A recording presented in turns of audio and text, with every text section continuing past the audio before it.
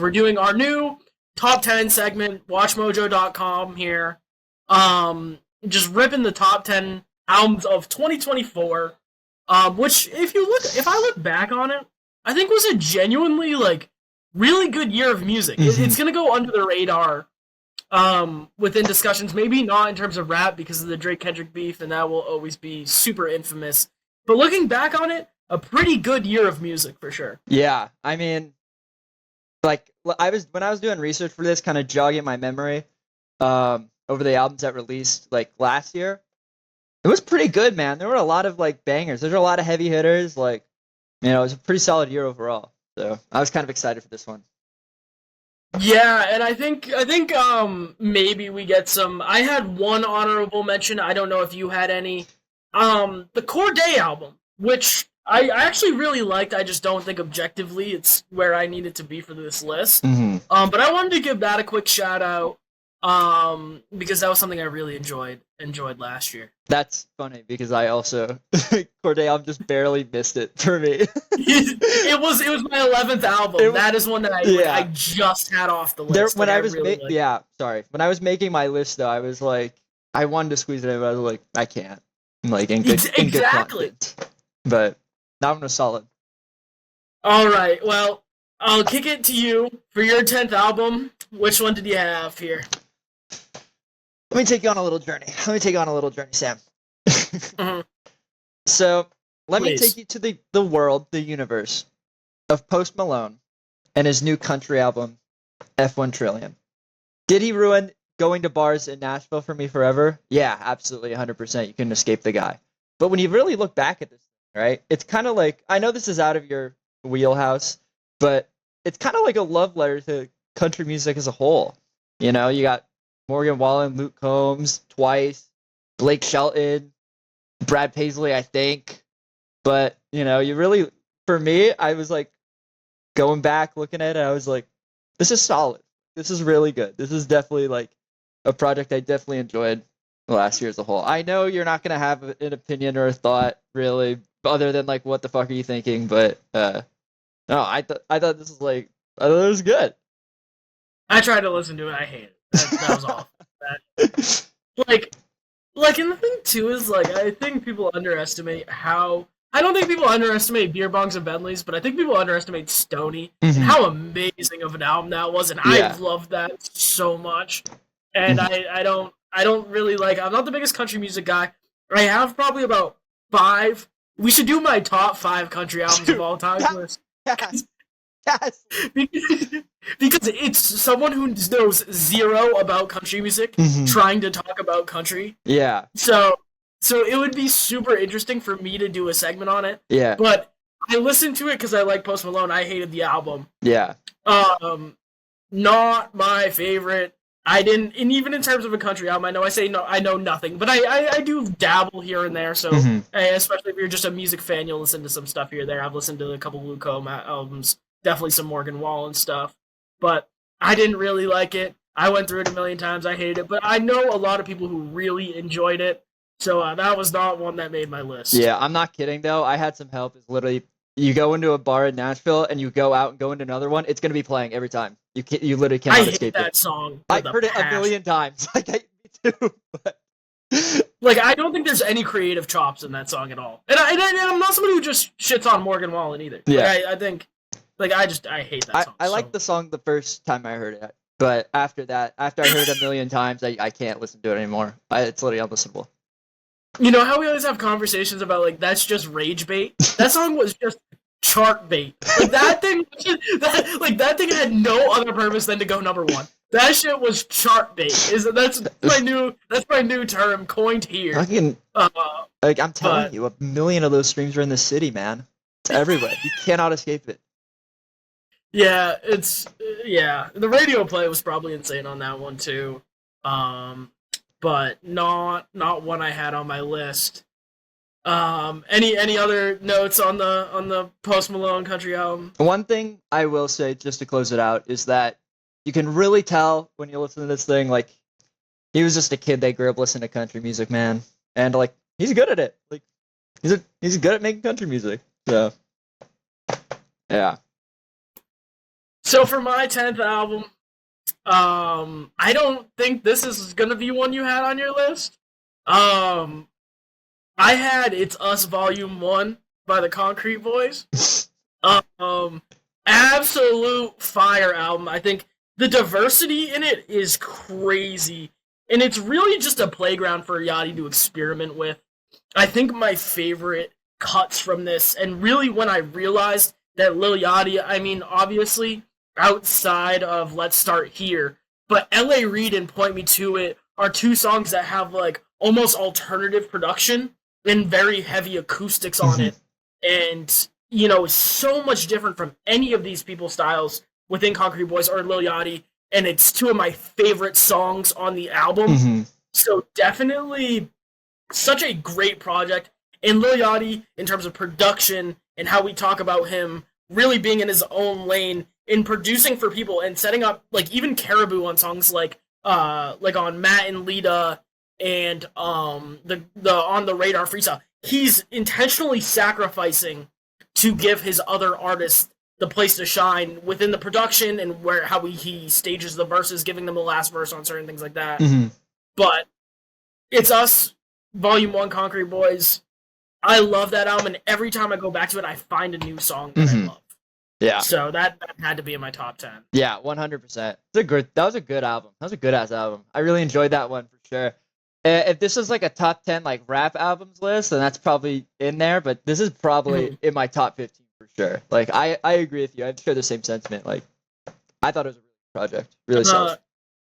And I think too, you even see contributions from like Camo on like stuff that's almost like SoundCloud rap, like up to your standards, like Pierre Bourne influence, like modern. I would say like modern, not rage, but some of the modern SoundCloud stuff, like a Summers or an Autumn or like a Yeet, but not like rage style. Yeah. The diversity in the production is insane. Caribou's contribution to it is not bad. There's songs where there's that Detroit style rapping from Lil Yachty, which is one of his best styles, and in putting Draft Day in scenarios like that for him to succeed, who is like the first person signed to the label, still gives him a great spot to shine. In DC2 Trill as well, in a similar place, but really doing everything. Diverse production, diverse lyrics, great rhymes and bars across the whole thing, and it's just a Lil Yachty. It's as if he directed a movie, and it had to be on my list for this year. Yeah, very solid, very good. Okay, I think for number 9, I'm gonna go into the world of Denzel Curry. King of the Mischievous South Volume 2. I think we've talked about this album before, maybe, if I'm not mistaken. But, I mean, I'll talk about it again. I mean, it's just a really, really solid project from Denzel Curry. I mean, he said himself he kind of, like, had to dumb it down a little bit. But, I mean, it's just consistent quality throughout the whole thing. I don't know if this will be on your top 10. Like, maybe it is. Maybe it's not. I don't really know. But I saw this album in concert. I saw him perform this live, and I mean the production is just solid. It's very high energy, you know, very aggressive. I love this. Definitely my top 10. It's a great project. It missed my top 10. It would be like 12 or 13. Yeah. It's a great project, and I feel bad. Like I feel like Denzel Curry's like right in my wheelhouse. It's the same way I felt about Tyler after Flower Boy, where it's like I do not like Denzel Curry fans, but I like Denzel Curry. Yeah. And so I feel like if I went through Denzel Curry's discography post Taboo, or I think that's that album, I think I think I would really like everything there. I just don't think I give it like the real solid like listen. But it's a great album. Yeah. If you do what I do, just ignore every Denzel Curry fan online, like you're good. Like that literally works for me. And then he gets in your top 10 easily. Yeah. So okay. Any other thoughts on the Denzel Curry album? Not really. I mean, what else can be said? I mean, just a really solid, consistent project. I mean, I love you, Denzel Curry. That's it. All right. And for another one that I don't think you're gonna have on yours, but I had Why Laud by No Worries, Anderson .Paak, and Knowledge. It is like a classic 90s, 2000s influenced R&B soul album And I think Knowledge's production on this is so diverse and insane, and I think that's a real theme you'll see on my list of these albums is albums that aren't afraid to do something new, but when they try something new, they hit on it. Mm-hmm. And they don't just put in a song to put in a song. I think the contributions from like a Dave Chappelle on the intro and Snoop Dogg on the 9th track From Here, where it brings you into that mid-90s vibe, that late 90s vibe, where it feels like the production is cohesive, it's all one project. I think the vocals from Anderson .Paak here are diverse, there's rapping, there's singing, and I think all the features are great. They bring Charlie Wilson kind of out of his main zone in an NVR remix, and also I think Ray Khalil's feature on this is amazing on the track with Earl Sweatshirt. It's really one of the most diverse R&B soul albums of this year, and like I said, From Here was Snoop and October Lonely, and October Lonely's vocal contribution on that track is amazing. That's probably a top 5 song for me of 2024. Anderson .Paak also raps on it, on like 86 Centra, and there's a little bit of New York hip-hop influence, but features are great, production is great, all around cohesive album, probably one of my favorites. Yeah, definitely. Yeah, you're right. This wasn't in my top 10, but like definitely probably a solid project. I need to go back and listen to it. Like I've definitely like heard it like in passing from somebody somewhere, but like I'm just not like super familiar with it. Like I can't like go from memory and be like, oh, I remember this is exactly what it sounds like. But I'm gonna take your word for it. Yeah, I think that's how I felt about the Denzel album, and that's how you felt about the No Worries album. Yeah. Okay. So I think for my next pick, well, I know. For my next pick, I'm gonna go with, I don't know if this one's gonna be on your list, but probably not. I'm gonna go with the Freddie Gibbs album, You Only Die Once. It's not on mine. Yeah. It's not on mine. This one, yeah, I really recommend. If you haven't listened to it, you gotta listen to it. Freddie Gibbs, I think, is one of the better rappers like right now, and the production is insane all the way through. It's just kind of like a theme with albums I like, where it's consistent quality that I really enjoy, and there's not really any like low point. Like there's not a point where I'm like, oh, this is kind of boring me, or like this production could be a little bit better. I think the first song, even like the first song, Status, is just so sick, and then Steel Doors is insane. Like it's like that classic like Freddie Gibbs production. It kind of sounds like those albums he did with Madlib, but like obviously not. But no, this one was a really solid project for me. Definitely in my top 10. I don't think I listened to that once, and I don't think I really was in like full force like listening mode with it. Yeah. I didn't listen to it, but it's interesting to talk about as we head into an Alfredo 2, which we'll absolutely be reviewing. I'm so excited. Which I'm super excited for. Like imagine if that Tyler album was rap, and then we hit Alfredo 2 off of the Clips album. Yeah. But definitely a solid. I'm not the biggest Freddie Gibbs fan, but I wouldn't doubt his chops on it. Yeah. No, he's very solid. I love Freddie Gibbs, so yeah, this one's really excited. I can't wait for Alfredo 2. I think it comes out in like 2 days, so yeah, I'm really looking forward to that. For my next one, at number 8, I think you could bet your life that this wouldn't be on my list. Like I don't think. Yeah, wait, go finish your thought. I don't think you would ever think I even listened to this album. But number 8, and I thought is putting this high as like 4 or 5. Oh shit. Hit Me Hard and Soft by Billie Eilish. Whoa! I love this album. It is like so good. It's 45 minutes straight of like perfection. Like and I think I should have this higher than I do. But I love this album. The song, I think Billie Eilish might be the best songwriter. And kind of choice of song, of lyrics and stuff like that in the game. And just 45 minutes, no bloat. The production through it is diverse. Like even if you hear like the soft stuff of like a Wildflower, like the guitars, but then you go into something that has like almost drum machine like drums on a Chihiro, and like kind of just the themes of it's a sad album, but it hits different parts of like loving yourself, or loving somebody else, or not being able to love somebody else. It's just it's a kind of a sad sounding album throughout, but the way that it takes so many different approaches in making you feel that in terms of production is really good. And Billie's vocals on it are insane. I think this is her strongest album by far. Yeah. And I easily could have put this in my top 5. Yeah. It's a really good pick.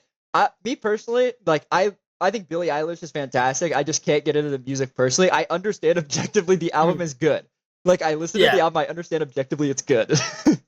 And I think like putting in the top 10 is like 100% valid. But like I think if I was a little more like tapped into like Billie Eilish like I was when I was like 16 when she was like first coming up, then I'd be like, it's probably like I would probably put that like just outside my top 10, probably my top 15, but it's a really good pick. And you know what? I don't even like when we fall asleep, like where do we go? I don't even like that album. Yeah. Like I don't even really like the early Billie Eilish stuff. Like I feel like it's like just not showing her full capabilities. Yeah. And I'm such a big fan of this, and I hate that like Birds of a Feather took off on TikTok, because that is one of that like if you take out the corniness, you take out all of that stuff, it is such a well written song, and I feel like almost anybody could sing it. Yeah. And it would be amazing. Lyrics, songwriting, production, storytelling on this album is unmatched.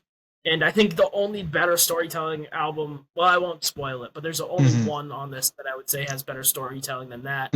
Also, we haven't had any repeats yet, but if you have, if there's another one, say I have something at 8, you have it at 6, we'll just talk about the full album, and then we'll gloss over it when you or when the next. Yeah, if we find a similar one, don't say where you put it. Yeah, but just describe it. Okay, cool. I dig that. Okay. For my number 7 pick, I'm gonna take you to a place you don't even know, brother.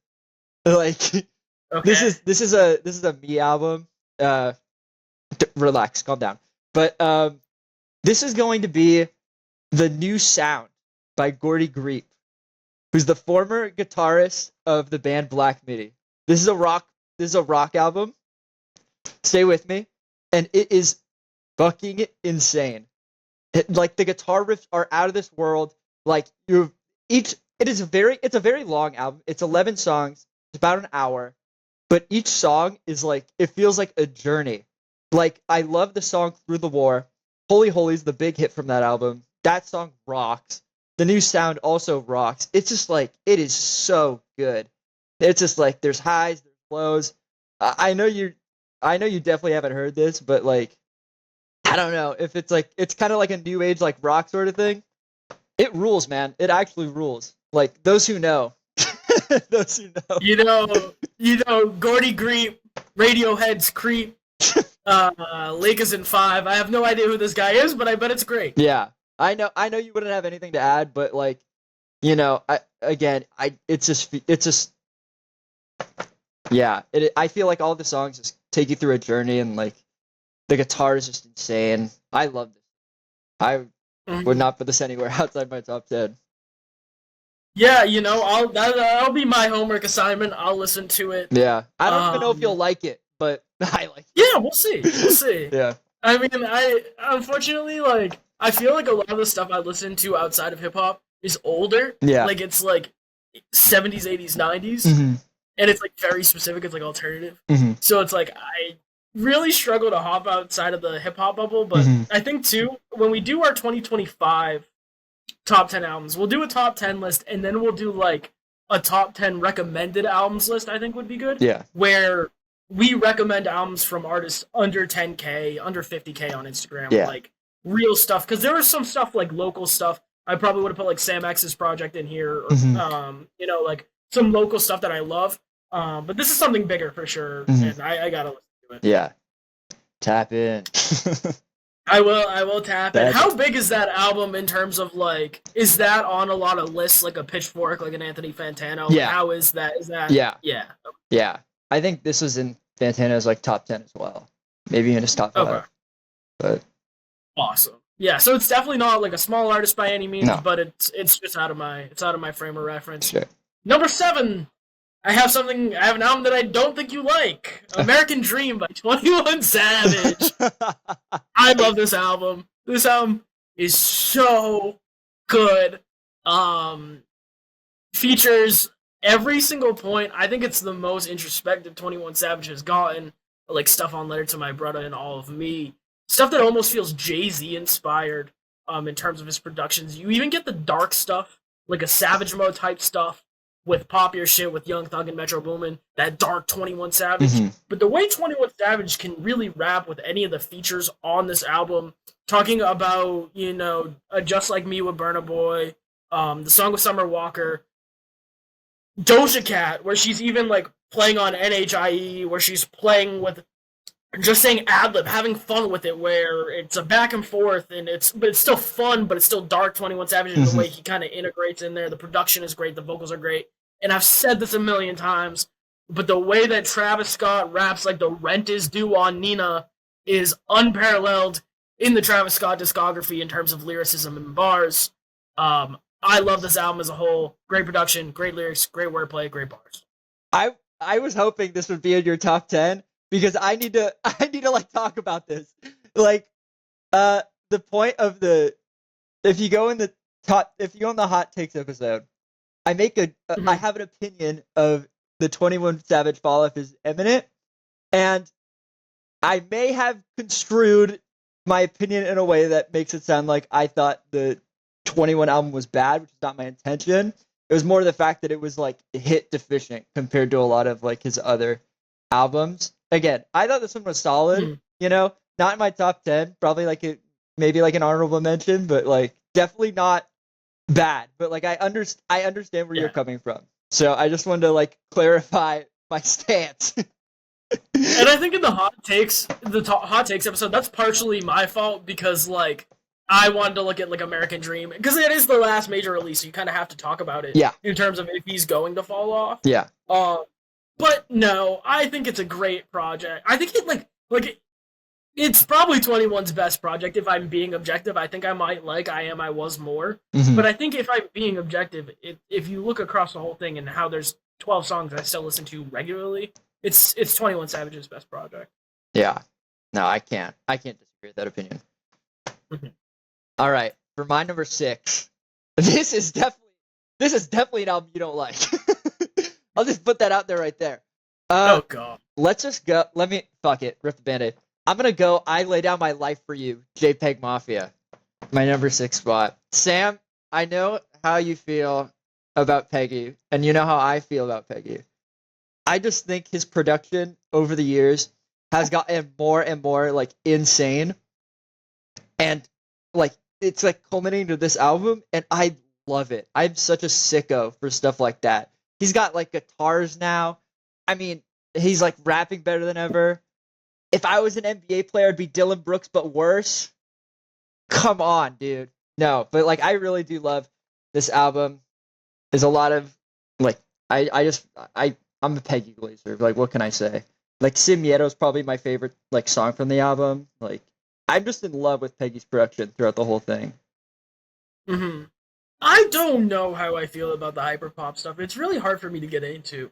And I know I think like a lot of people get into it because like it is critically acclaimed. Mm-hmm. Because the Fantanos of the world, the Pitchforks of the world love this type of stuff and they suck it off like crazy because it's so experimental. But I like if I'm sitting there and I'm sitting down, I don't want to like, and I think JPEGMafia is different than like a Death Grips or like a Jane Remover. But it's like, why do I want to listen to this? Mm-hmm. Like, and I mean that in the nicest way. Is like I just have no urge to like just listen to these loud noises and these guys who like. I think a lot of the times people get on the SoundCloud rappers or even newer stuff for appropriating rap, but I feel like even the hyperpop stuff, I think there's a better argument for it. Yeah. And as much as I want to sit here and be like, it's okay, I just don't get it, but I just don't, and I don't like the hyperpop stuff much. Mm-hmm. But yeah, I get that if you like that genre, you'd have it high on this list. I understand where you're coming from, but like for me personally, if I see something critically acclaimed and I listen to it and I think it's shit, I'll say it's shit. You know? Yeah, no, I'm not saying you. I'm saying that a lot of people. I know. I'm just saying, like, when I listen and I sit down, and I listen to JPEGMafia. I actually enjoy what I'm hearing because, yeah, I don't know why. Again, I think episode 1, I said I was dropped in my head or something, but like something else. How? Okay. Let's talk about this. So there's an interesting discussion around this. Have you been to any of the live performances of guys like this, like a JPEGMafia? No, but I almost Brown? went to Death Grips and JPEGMafia, but I was broke. So if you look at, I did photography for a Danny Brown concert, and the people, like the demographic that's there is interesting, to say the least. Like, I know Danny Brown has some early stuff where he's rapping, and it's like kind of like it's almost like Mac Miller, like OJ the Juice Man, like inspired, like 2011, like Wiz Khalifa rolling paper raps. Not like about weed, but in terms of flows and stuff like that. Yeah. But I think it's a weird demographic, and a lot of the meme community really, and like inherently internet community likes this stuff, and I'm just not on the internet. I was very jealous when I saw those Danny Brown pictures get posted. I'm gonna be completely blunt. I was like, fuck. Like, no way he saw Danny Brown. And he doesn't appreciate it like I do. Yeah. He doesn't even appreciate it. He doesn't get it. I'm different. No. But no, I love Peggy. This album rocks. I know Sam hates it, and I know a lot of people hate it, but you know, if you like it, you like it. Type shit. Absolutely.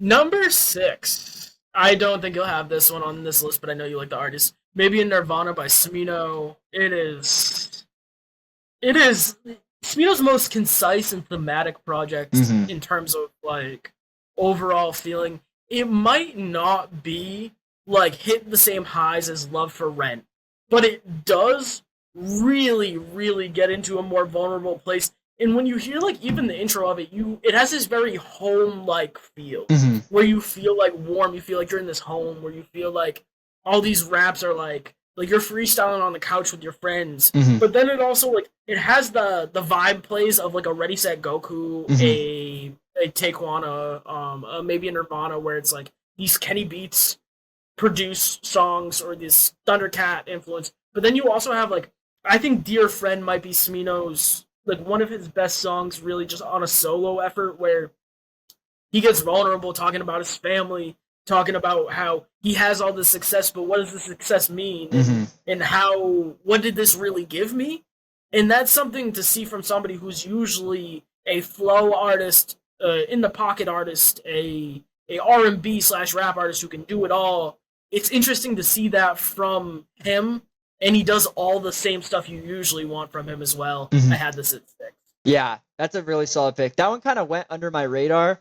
Doing my research, I found myself looking at a lot of albums that I thought came out in 2024, but came out in 2023 or vice versa. And I think this was one of the cases where I kind of forgot that it came out this year. This is December 6th, 2024. This is December 6th? Yeah, so it was the other way around where it was 2024. Oh, yeah. Okay.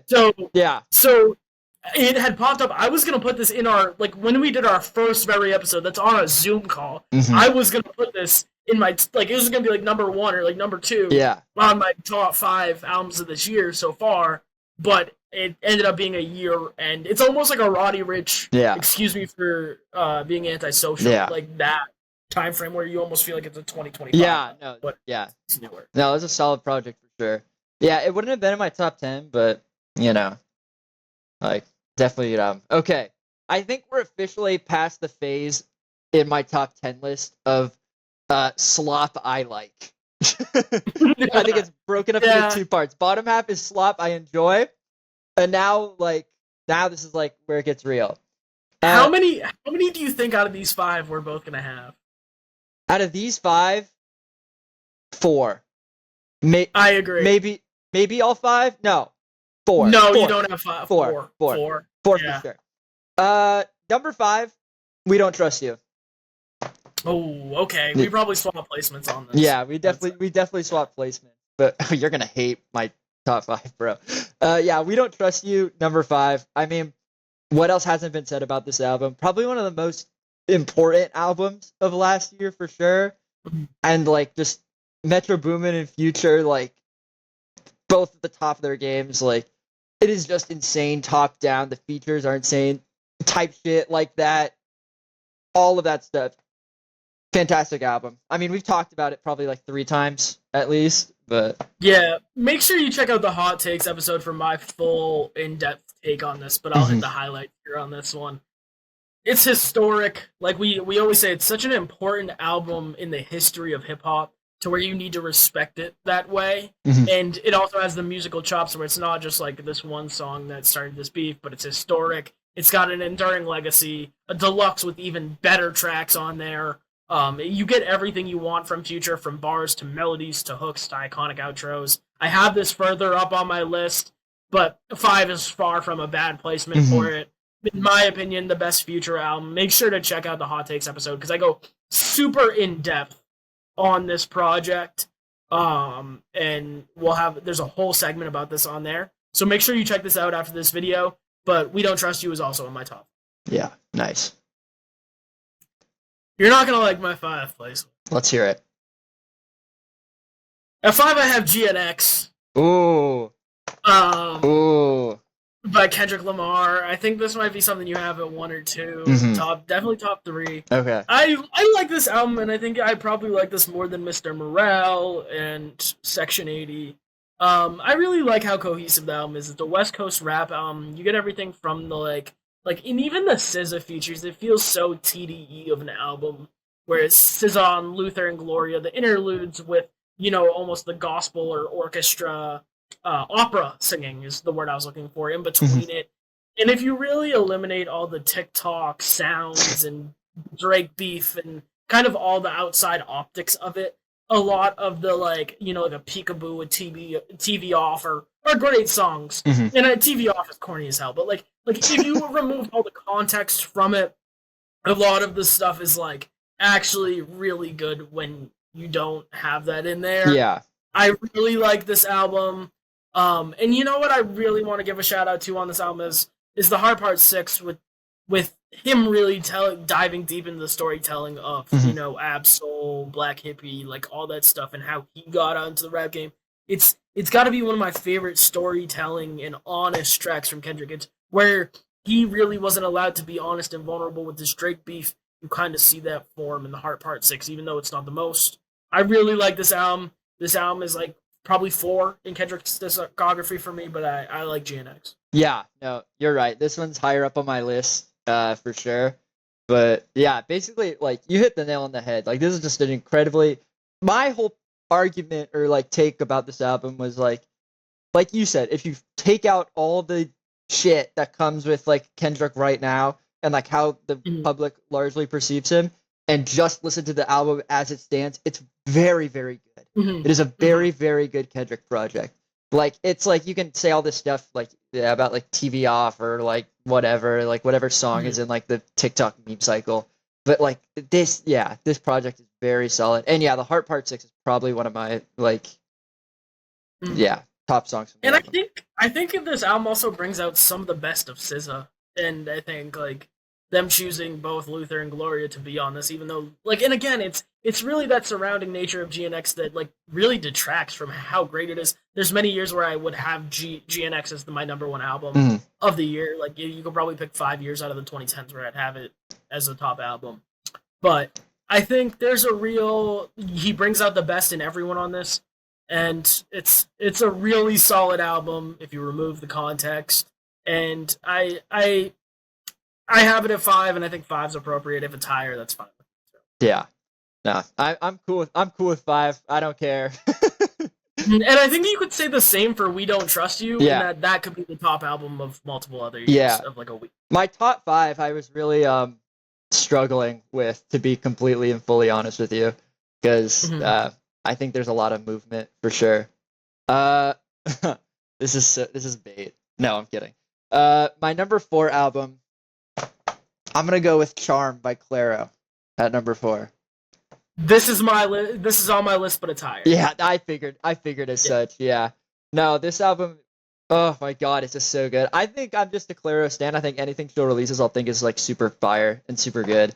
I've been there since the beginning, but like Slow Dance, Terrapin, Juna, Add Up My Love, like, man, I just love that sound. And like, I think it's only evolved like as Clairo's kind of grown and progressed as an artist. I would definitely say this in like a totally different way, but also it leads me to the similar conclusion. Is this feels like the most intimate Clairo album, kind of like the Smino album, like where even if you saw how she staged her live shows, where there's people singing in the background, and it's more like she has the headphones on, and it's more of like a live. It's an intimate album where you don't see the guards that a younger Clairo would put up in terms of her storytelling and what she thought about it, and it leads to both these strong themes with the earworm nature she already had, like on a Juno, on a Second Nature, on a Terrapin, and it really this album feels like it was made to be performed live. Yeah. And I love that about this album. I had it higher, but anything within the top 5 I think is kind of interchangeable. Yeah. And I love Charm. Yeah, this one was like very like I was like this thing was flying all over my top 5, to be completely honest with you. I didn't know where I could squeeze it in, but I think I'm happy with this. I'm happy with 4. I'm good with that. 4 is one that is absolutely not on your list. And the fact that I put this over GNX is not going to be a big... I don't think you're going to be applauding me on this one. I have Rebirth by DC the Dawn. Dude. This album is so good. Like there is like I really need people, even if you've listened to DC the Dawn before, you need to go back and listen to these 18 tracks of straight talent. Like you can go from like I think Fly Enough to Be Virgil is probably was one of my top 5 most played songs of last year. It is so good. It's almost like a Kanye influenced production. You see Travis influence, you see Cardi influence, and he even does like pop punk stuff on Burn the City, or, you know, Holy Matrimony, where it's strictly a DC the Dawn classic sound. It's very similar, maybe not on the same level to Yachty, but he does so many different things with his voice, and so many different genres that he hits on this album. Pop punk, alternative, rage rap, SoundCloud rap, like every single thing he can hit, he does. And even like a pop influence on like Hello World, or Stella Rose, where he gets more like intricate and more in depth and a little bit slower, like a more maybe like an R&B, not really R&B, but more pop feel. He hits like 20 different genres in this album, 18 tracks. I love everything off of it, and I have it at number 4. You put me on to DC the Dawn, to be completely honest with you. Yeah. But I have not like actually sat down and listened to the 18 tracks in a row, one sitting. That's my homework assignment. I've heard bits and pieces for sure. Like, I love DC the Dawn, but I gotta tap in. I gotta listen to the whole. That's my homework assignment. I'm gonna listen to the whole album, front to back, and then I'll report back. I'll give a live reporting. and I think too is like I just felt this like, and I could sit here and try to be objective and have GNX higher, but or not even put this one on the list. But I just felt like I'd be lying. Like I felt as if I'd be lying about everything. And you know, I listened to this album so much and I enjoyed it so much that you know, it was great. So that's what I had it for. Cool. Yeah. This number 3, I think we've agreed we each have one that is not on each other's list, but it's on mine at number 3, and I'm going to the world of Brat by Charli XCX. Take away all that. Take away all the TikTok shit. Take away all the sounds. This thing is a certified just. Oh my god, I love Brat. It is just. I think I got caught up in the Brat summer like fever.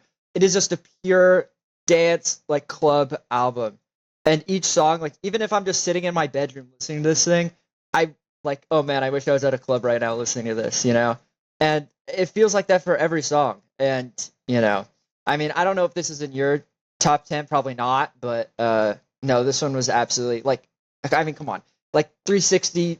I still have Von Dutch in my playlist right now. Like, I love Brat. I think the production across it is amazing, and I think her being influenced and taking the lane that she did has made her one of the biggest pop icons. I love it. Mm-hmm. It is a great album. Like, I'm a big fan of it. Mm-hmm. It's just like, I felt like if I sat here and I talked about it, like, I've listened to that album probably like 4 or 5 times. I felt like I would be disingenuous talking about it and being like, I love this, when I just don't really like, it's not really like something I can relate to insanely, or is like instantly in my lane. So it was a little bit different. Mm-hmm. But you know, it did what it needed to do, and I like, and there are some really high highs on that album. I probably have it like 11, 12, but it's a great album, and I wouldn't balk at it being in the top 3 even. Like, I understand why people love it. Yeah, no. Like, For me, it's just, I just think the production just carries this thing so hard, and like the full shift for Charli XCX and this like dance, like club, like pop sound. I just think she nailed it. And it's just culturally too. This thing just is everywhere. That whole summer. Brat summer, baby. so you had that at 3? That was my 3, yeah. Okay. So has 2 already, have we already talked 2 about is your GNX. Okay. So I had Charm at 3, and I had We Don't Trust You at 2. Fire. So okay. That's two fire. 2 and 3 for me. I've already talked about. Yeah. But yeah, I ended up having Charm at 3, and We Don't Trust You at 2. Yeah. And you had Next at 2. Yeah. Again, if you're in the top 6, it's interchangeable. Yeah. Yeah. I mean, like I said, it was just so like all my top 4 or 5 through 2 were just flying all over the place. So. Mm-hmm. And so I think it's kind of obvious what we have at 1 here. Yeah. Chromakopia by Tyler the Creator has to be. Yeah. It has to be number 1. He threw on the fit for your name. I threw on the shirt.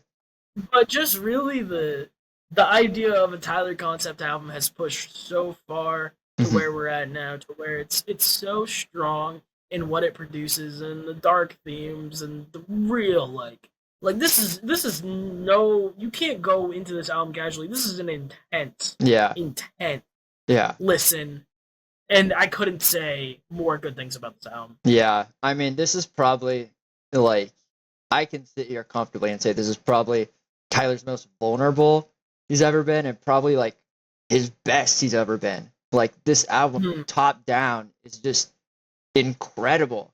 And I think I feel like I can understand why you feel indifferent about the new album now when you go back and look at Chromakopia, because this thing is just, every song is, it just hits you, man. And it's just an incredible like experience to just sit down and listen to. It is just, I can't say like what more is there to say that hasn't already been said about this?